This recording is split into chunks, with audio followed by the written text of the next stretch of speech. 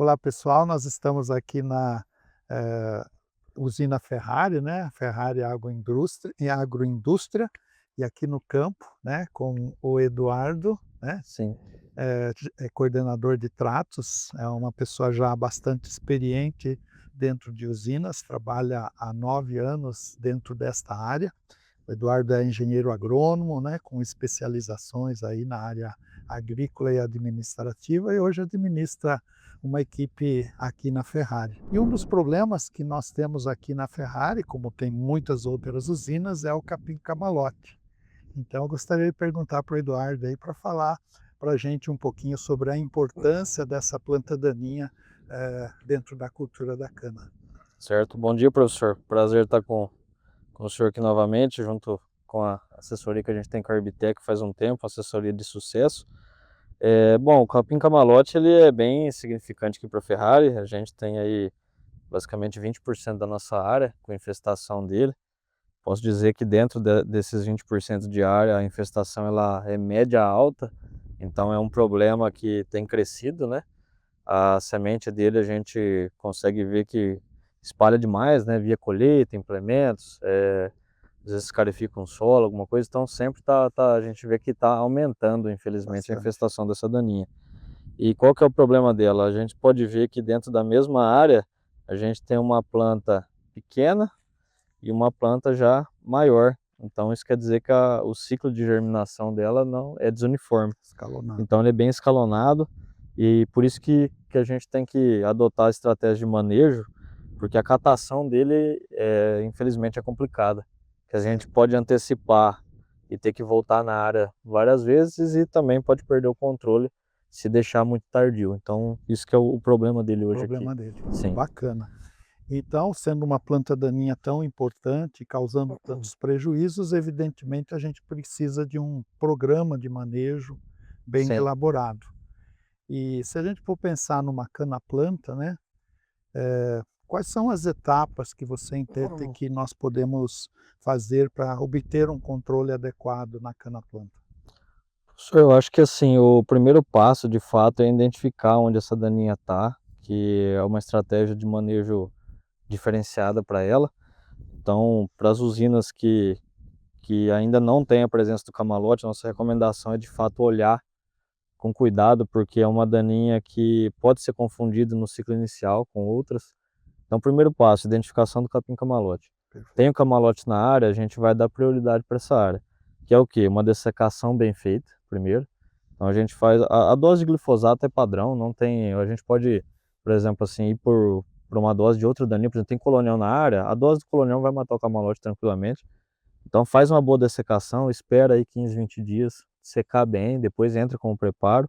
E pro herbicida, a primeira etapa de sucesso é a trifuralina, a gente fazer um PPI bem Perfeito. feito, com doses maiores. Então aqui, por exemplo, a gente trabalha com doses aí de 4,5 de trifuralina, até 5, faz a incorporação com grade e tenta aguardar aí pelo menos 20 dias para iniciar o Para plantio. dar a Isso. ativação do produto. Ativação do produto, faz um controle Perfeito. bom. Seguido disso, a primeira aplicação, a gente segue a cartilha da Herbitec, que é trabalhar principalmente aí com a metrina, 100% das áreas, que vai ajudar a pegar aquela germinação branca, porque a semente de camalote, ela germina muito rápido.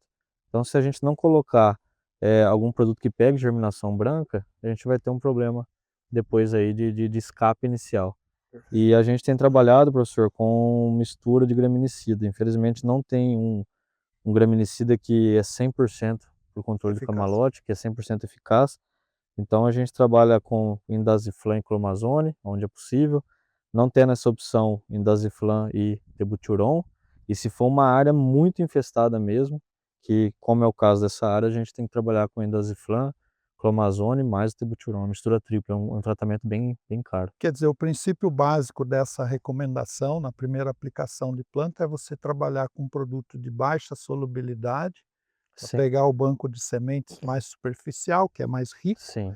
e um produto de alta solubilidade, porque o camalote germina profundo, é verdade? Sim, é verdade, professor. A gente tem notado que ele tem uma profundidade aí moderada, né, de germinação. Obviamente, igual o senhor disse, a concentração maior é na primeira camada de solo, mas a gente tem que trabalhar com graminicidas com solubilidades diferentes para a gente aumentar a chance de sucesso. Então, pelo que eu entendi, né, Eduardo, a gente trabalha com herbicida para germinação branca, né, porque cana-planta sempre tem essa germinação branca, um herbicida de baixa solubilidade para pegar o banco de semente mais superficial e um de alta solubilidade.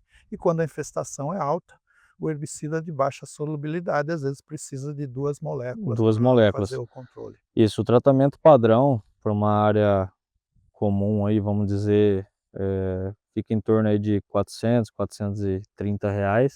Para o camalote vai partir aí para R$ 600, R$ 650. E aí depois vem o quebra-lombo, né, Eduardo? Sim.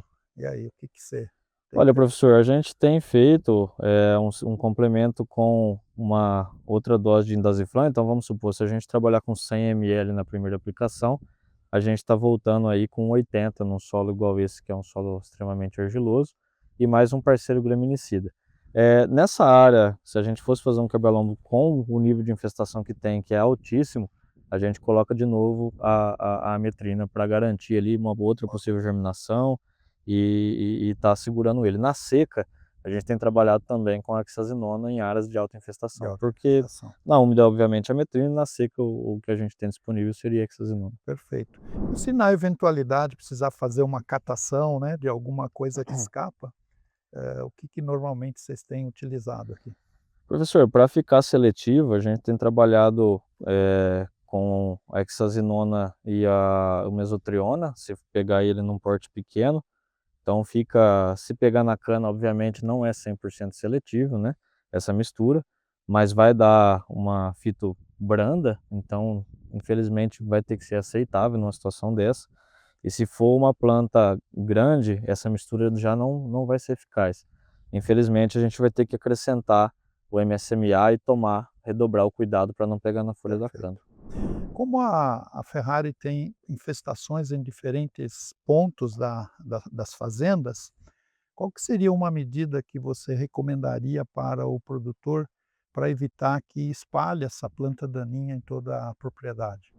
Olha, é muito importante a gente trabalhar com a limpeza das máquinas, né, que é hoje o grande fator de dispersão. Então, se a gente tiver que colher uma área de camalote e for possível, vamos dizer assim, não entrar numa área nova é importante, mas nem sempre é assim na dinâmica da colheita. Então, a gente recomenda sempre estar higienizando essas máquinas, fazendo uma lavagem a seco aí, soprando, porque a semente de camalote é muito pequena, então ela fica muito no vão da máquina. E isso vale também para implementos que fazem a escarificação. Então a gente tem que sempre estar limpando, sempre estar se atentando. E eu acho que um fator importante na cana-soca é também, se possível, numa área muito crítica, evitar revolvimento de palha e de solo. Certo. Então hoje a gente não, como ideal, seria não escarificar, por exemplo, a gente chama de cultivo aqui, né, mas é escarificação. Pega uma área dessa, não escarifica, porque a gente vai estar levantando esse banco de semente, às vezes pode estar acontecendo algum torrão ou outro, então o herbicida diminui o controle, e a palha a gente vê que ela é um aliado para o controle do capim-camalote, pelo menos no início ali. Então assim, às vezes tem um conflito com a área de corte de soqueira, de ter que, né, infelizmente as prioridades são altas, né, mas se não tiver uma alta infestação dos fenófilos, for cortar soqueira em cima da palha, às vezes é melhor dependendo do nível de infestação do Certo. camalote. O camalote, Eduardo, é uma planta daninha que é muito prolífica, né? Chega a produzir 44.000 sementes numa única planta, numa condição ideal. E, logicamente, ela derruba essa semente e forma um alto banco de sementes. Sim, Porém, uma característica biológica interessante é que a longevidade dessas sementes não é muito grande. É no máximo 4, 5 anos. Isso quer dizer que um bom programa de manejo, ao longo dos anos, você consegue, se não erradicar, reduzir a índices muito baixos. Há quantos anos você vem fazendo esse programa de manejo e se você já está sentindo dentro da unidade uma redução, né, da importância dessa planta daninha para o manejo aqui na Ferrari? sim. Professor, a gente tem a região de Porto Ferreira, na verdade, se a gente buscar na literatura, a gente consegue ver que o camalote, inicialmente, teve uma grande presença ao longo do tempo aqui. Então é algo que a gente já tem visto, né, com a questão do manejo da palha, colheita mecanizada, isso tem mudado, né, mas, do período que eu estou aqui na Ferrari há 6 anos, a gente teve essa mudança com a chegada da Herbitech mesmo. Então a gente começou a fazer, opções melhores, que a gente considera melhores de recomendação, faz isso 3 anos, né, junto com a assessoria, e sim, a gente tem visto diminuição no nível de infestação. Eu creio que o grande sucesso, de fato, é a estratégia de manejo de herbicidas de maior residual. Essa questão de herbicidas com mobilidade diferente no solo tem ajudado a gente a mudar. E como o senhor falou da questão da viabilidade da semente, só um acréscimo, nós notamos que também durante o preparo de solo, onde for possível arar áreas de alta infestação de camalote, se Show. faz uma estratégia interessante, que a gente pega a semente viável e enterra numa profundidade aí de 35, 40 centímetros, e se tiver alguma semente por baixo, ela já não é viável. Então a gente É. consegue também adotar uma estratégia de manejo, mas isso a gente tem deixado para áreas de elevada infestação por conta do custo. Fazer uma inversão, tipo um arado de Aiveca, Isso, um arado de certo, Aiveca. Isso tem bacana. ajudado também. Essa é uma informação interessante. E a rotação de cultura, com culturas de cobertura, crotalária, braquiária, você acha que isso ajuda no manejo do camalote? Professor, a gente precisava avaliar melhor. Eu acho que o grande fator aí de controle, de fato, é não deixar essa semente emergir e gerar uma nova planta. Então, se a gente tiver uma oportunidade de fazer uma cultura, por exemplo, a soja, que a gente vai estar entrando dessecando algumas vezes, essa semente não vai gerar novas sementes, a planta não vai gerar sementes viáveis, eu acho que é interessante, porque a gente tem que tomar cuidado assim. Uma área de alta infestação de camalote, a gente plantar, por exemplo, crotalária e ele emergir junto com a crotalária, isso vai ser um problema. Que aí ele vai sementear e, enfim, vai estar. A questão dele é não gerar novas sementes. Então, o único cuidado com a rotação, de fato, é evitar que isso aconteça. Que a planta de camalote surja junto com a planta de cobertura. Bacana, Eduardo. Obrigado aí pela verdadeira aula, né, e comentar sobre as estratégias de manejo do capim camalote para todos os ouvintes da Herbitech Agrocast, né. Pesquisa aplicada, né, transformada em recomendação de campo. E então, se quiser deixar uma mensagem final, né, para todos que estão nos ouvindo, principalmente a respeito então do manejo do camalote aqui na Ferrari. Sou eu que agradeço a chance, em nome da nossa equipe da Ferrari, do nosso time, de estar participando, difundindo informação. Eu acho que o importante, de fato, é a gente estar observando a daninha no campo, não só passar no carreador, mas descer, olhar, ver a germinação, depois de 20 dias, 30 dias voltar nessa área. Eu acho que o gargalo, primeiro, para a gente definir uma estratégia de manejo, a gente tem que saber o que tem na área. Então o primeiro passo é sempre estar identificando a planta. E a partir daí adotando diversas ferramentas de manejo que a gente tem disponíveis hoje.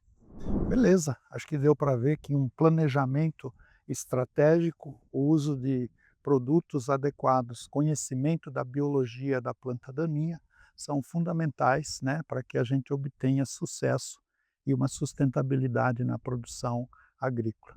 Camalote é uma planta daninha que precisa ser erradicada de dentro da sua propriedade, da usina ou do fornecedor, para que você tenha depois uma redução de custo. No início, existe até um custo elevado, né? Sim. Então, mas depois esse custo compensa pela eliminação da planta daninha.